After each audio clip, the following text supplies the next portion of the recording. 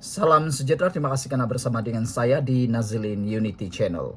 Bukti terkini tentang kes Zara Khairana, seorang kanak-kanak yang amat disayangi rakyat Malaysia, khususnya di Sabah.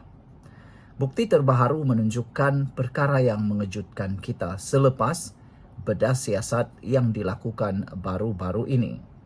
Berikut adalah bukti dan perkembangan terkini yang telah pun diperoleh melalui sumber. Menurut laporan yang diterima, disahkan memang ada kecederaan, tetapi tidaklah diperincikan oleh peguam keluarga Zara Khairina bagi membantu siasatan dan tidak mahu menyebabkan berlakunya ketirisan maklumat. Namun demikian, beberapa petunjuk telah diperoleh hari ini. Antaranya apa yang didedahkan oleh peguam keluarga Zara Khairina. Menurut peguam keluarga ini, bedah siasat ke atas jasad Zara Khairina yang dibedah semula telah memakan masa selama hampir 8 jam. Mereka mengesahkan bahawa terdapat tanda-tanda kecederaan yang ditemui, namun butiran lanjut hanya akan didedahkan selepas laporan perubatan rasmi dikeluarkan. Namun demikian, isu dan spekulasi tentang kononnya Zara Khairina dimasukkan dalam mesin basuh telah pun disahkan palsu. Tiada bukti menunjukkan bahawa arwah Zara Khairina dimasukkan di dalam mesin basuh. Bahkan peguam kepada keluarga itu juga telah mengesahkan itu hanya spekulasi, dan pihak polis juga MCMC juga telah pun menangkap, menahan dan menyoal siasat pemilik kepada Facebook page yang mendakwa Zara Khairina dimasukkan dalam mesin basuh. Semua itu adalah penipuan dan fitnah belaka. Selain daripada itu, rakaman suara juga telah mula tular membabitkan bukti yang penting. Dalam rakaman suara yang tular di media sosial, Ibu Zara menyerahkan telefon bimbit anaknya kepada pihak polis sekitar 7 Ogos. Telefon itu dipercayai mengandungi rakaman perbualan suara antara ibu dan Zara yang mungkin memberi maklumat penting tentang keadaan emosi dan kejadian sebelum kematiannya. Sebelum kita teruskan ulasan dan juga pendedahan penting pada hari ini, jangan lupa tekan butang subscribe dan sila tinggalkan komen anda dengan tanda pagar solidariti untuk Zara. Sebelum itu, saya kongsikan dulu kepada anda semua. Ini terapi imun transfer factor for life. Terapi imun yang meningkatkan daya imun badan kita sehingga 400% dan mendidik imun badan kita menjadi sangat bijaksana. Apabila imun badan kita lemah, kita kena penyakit. Apabila imun badan kita jadi bodoh, imun badan kita jadi menyerang diri kita sendiri.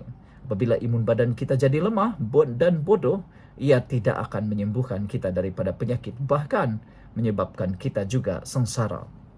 Tapi dengan adanya terapi imun transfer factor for life ini, ianya membantu meningkatkan daya imun badan kita 400% sehingga imun badan kita dididik menjadi bijaksana, lalu akan menghapuskan semua jenis penyakit, akar penyakit yang berakar di dalam tubuh badan kita. Terapi imun ini adalah halal, luar biasa, dan juga diperakui oleh doktor-doktor di seluruh dunia, juga lulus KKM. Dapatkannya sekarang melalui nombor telefon saya yang tertera. Ingat, mungkin ini jawaban yang Tuhan hantar untuk menjawab doa anda selama ini. Saudara-saudara sekalian, lebih menarik lagi, kali ini exhumation secara rasmi dan siasatan telah dilanjutkan. Arahan untuk menggali semula kubur telah dikeluarkan oleh pejabat peguam negara. Proses bedah siasat dijalankan dengan penuh dokumentasi dan pengawasan polis, dan kini berada dalam fasa penyediaan laporan forensik yang akan diserahkan kepada pihak berkuasa. Secara umumnya, ini adalah tuntutan rasmi, exhumation dan inquest. Pasukan peguam keluarga telah membuat 4 permintaan rasmi kepada pejabat peguam negara, termasuk pemindahan semula siasatan ke Bukit Aman, bedah siasat kedua, dan pengisytiharan inquest bagi menentukan unsur jenayah dalam kematian Zara. Secara ringkas dan implikasinya, bukti dan perkembangan kecederaan fizikal, penjelasannya ialah telah ditemui semasa bedah siasat tetapi butiran menunggu laporan rasmi. Selain daripada itu, rakaman suara yang tular melalui telefon bimbit juga telah pun yang mengandungi rakaman perbualan telah diserahkan kepada pihak polis untuk tindakan lanjut. Siasatan juga telah dilanjutkan. Exhumation dilaksanakan dengan prosedur ketat dan laporan forensik sedia disiapkan.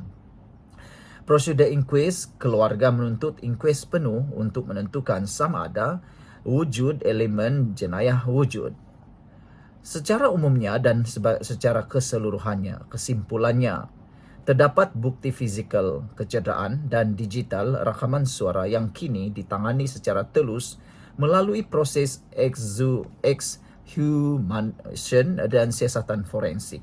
Kes ini turut mencetuskan desakan untuk memastikan siasatan dijalankan secara profesional tanpa politik serta membuka ruang kepada kemungkinan inquest jika diperlukan. Kalau anda mahu jelaskan lebih lanjut tentang prosedur bedah siasat examination atau peranan inquest, ikuti terus saya di dalam laman rasmi YouTube ini. Sekian untuk kali ini, jangan lupa tinggalkan komen anda dengan tanda pagar solidariti untuk Zara. Bye-bye. Salam sejahtera, terima kasih kerana bersama dengan saya di Nazilin Unity Channel. Inilah yang paling kita elak-elakkan. Apabila isu kes Zara Khairina dah mula jadi isu politik, sehingga peguam pun dituduh bersubhat. Ini memang adalah perkara yang amat kurang ajar. Bayangkanlah, sehingga begitulah mereka menuduh kes ini. Belum lagi cakap yang ada menuduh kononnya ini semua atas kelemahan Perdana Menteri. Apa kaitan dengan Perdana Menteri? Yang paling teruk sekali, mulalah beberapa pemimpin, beberapa orang yang terpaling, beberapa NGO dan paling teruk walaun-walaun mula menuduh ini menjadi isu politik. Dan peguam pun dituduh bersubhat. Punya kurang ajar kan? Baiklah. Kes membabitkan Allahyarham Zara Khairina Mahathir, 13 tahun, yang merupakan pelajar sekolah menengah kebangsaan agama Tun Datu Mustafa Limawan Kinarut dilihat sudah jadi isu politik. TikTokers Harum Muhammad Shah berkata demikian apabila wujud pihak tertentu menuduh peguam keluarga Zara pula sebagai bersubhat. Ini memang sudah tidak boleh diterima lagi. Liana Marzuki sudah bersuara juga menyatakan pendirian tentang tuduhan seperti itu. Peguam yang dilantik oleh keluarga Zara pun dituduh bersubhat. Macam-macamlah netizen sekarang ini. Bila peguam Zara keluarkan kenyataan semalam, beritahu postmortem berjalan dengan lancar dan telus, netizen pula tuduh peguam Zara bersubhat. Kau nak dengar yang macam mana sebenarnya? Nak dengar ikut selera tekak kau, baru nak sokong. Bila tak kena dengan selera tekak, kau kata dia bersubhat, bidasnya lagi. Apa pula pendapat anda semua? Sila tinggalkan pendapat anda dengan tanda pagar kami sokong Zara. Kami sayang Zara. Sebelum itu, izinkan saya perkenalkan kepada anda semua, ini terapi imun transfer factor for life. Terapi imun yang meningkatkan daya imun badan kita sehingga 400%. Secara umum dan ringkasnya, apabila imun badan kita menjadi lemah, apabila imun badan kita jadi bodoh, apabila imun badan kita jadi sangat mengganas, kita kena penyakit, sukar sembuh daripada penyakit dan tidak sembuh-sembuh daripada penyakit. Tapi terapi imun ini meningkatkan daya imun badan kita sehingga 400%, mendidik imun badan kita menjadi bijaksana, lalu mengenal mana satu lawan, mana satu kawan dalam tubuh badan kita. Oleh sebab itulah, apabila imun badan kita menjadi kuat bijaksana, kita sembuh daripada semua jenis penyakit. Sebutlah apa saja penyakit, kita boleh sembuh. Cepat dapatkan produk yang hebat ini melalui nombor telefon saya yang tertera. Dan ingat, produk ini lulus KKM, halal dan diperakui oleh doktor-doktor di seluruh dunia dan di Malaysia. Dapatkannya sekarang. Saudara-saudara sekalian, seperti yang dinyatakan oleh TikTokers yang hebat ini, sebenarnya ramai netizen terpengaruh terbawa-bawa emosi. Yang mereka mahu ialah apa yang mereka nak dengar.